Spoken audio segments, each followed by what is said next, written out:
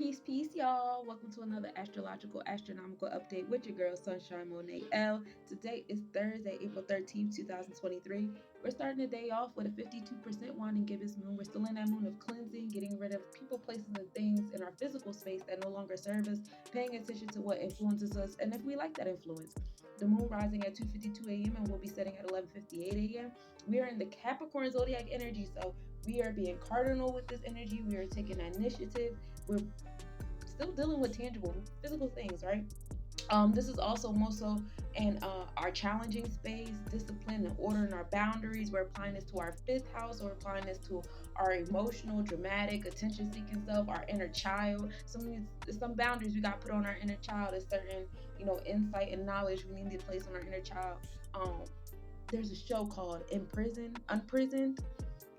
Beautiful example. It shouts to Kerry Washington on that joint. Anyway, the sun rising at 6:24 a.m. and will be setting at 7:35 p.m. The moon and Albalda are in conjunction today at 5:08 p.m. The moon will be 6.1 degrees south. Albalda is in the Sagittarius constellation. So even though we're in the Capricorn zodiac, we're still in the Sagittarius constellation of expansion and traveling and all that. And that's what Albalda is all about. This is the star located in the back of the archer's head. It's giving off that energy of traveling. It's giving off that energy of expansion and just learning. What do you learn when you're moving in your space? The last quarter moon is rising at 5:12 a.m.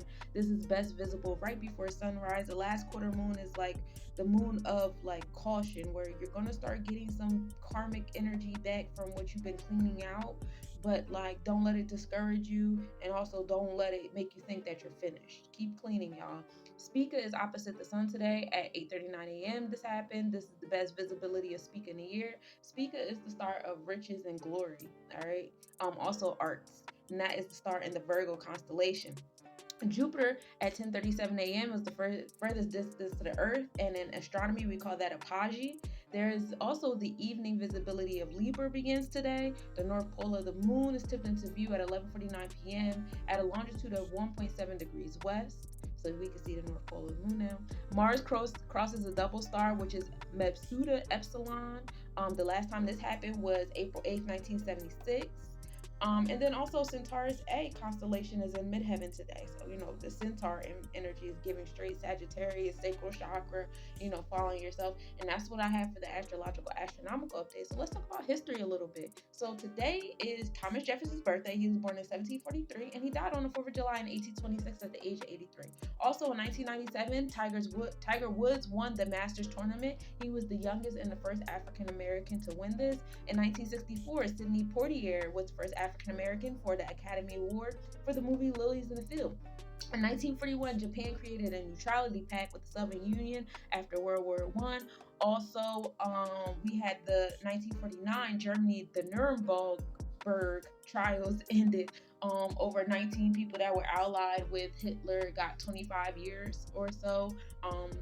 For the concentration camps and stuff like that, which is very interesting. I watched something on there about Netflix about how it was based on some true events, how they were making twins and stuff, and it was so crazy. Anyway, in 1870, the Met Museum of Art in New York was created or founded, and this is currently the best art museum in the world. I love it. It's one of my favorite places to go. In 1943, 4 people tried to escape from Alcatraz. 2 people drowned because they got shot, and the other 2 people were captured. I wonder what happened to those captured people. In 1965, the Midwest floods and tornadoes killed over 200 people.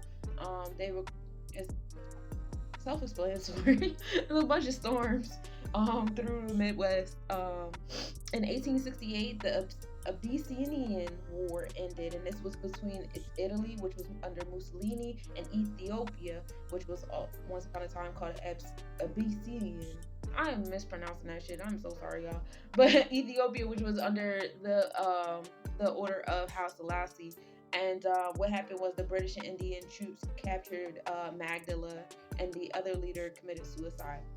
In 1976, the $2 bill was created. In 1983, Harold Washington was the first black mayor of Chicago. Shouts to Chicago. And in 1923, there was a Japan storm killing off 100 plus people.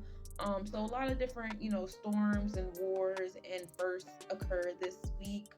Also, we getting into, Oya being in Aquarius and Capricorn. I believe it was the year 578 was the beginning of the darkest year ever, where there was a volcano going over Eurasia area, and so they blotted out the sun for like 80 years. So fast forward to today, there's a volcano over in that area that just erupted. So we'll see how that plans out. Happy day of Obatala, y'all. Jupiter not only rules over Thursday, but also rules over your sacral chakra, where your being is established. And in this area, we have Saturn creating challenges that will allow you to manifest discipline, order, and boundaries in your seventh house, which is your one-on-one relationships, as well as in business manners. Also, your temperament is also in sacral chakra. So if you're not feeling joy, trust and believe everybody around you is going to feel it as well with you. And your inner child is also an experience of this energy as well. Here's zodiac energies of other cultures, and make sure you subscribe to my YouTube page where I have the full planetary forecast and these astrological updates. And this is what they have on your altar during Aries season on a Thursday and under this wine and gibbous moon, as well as the last quarter moon, which rises later on this evening. If you would like a one-on-one reading or a group event workshop, please reach out. Also, make sure you follow my Patreon, y'all. We got freebies, merch, exclusive content, all that stuff, all from you being in the Cosmic Nobody Coven. And make sure you nominate your healers.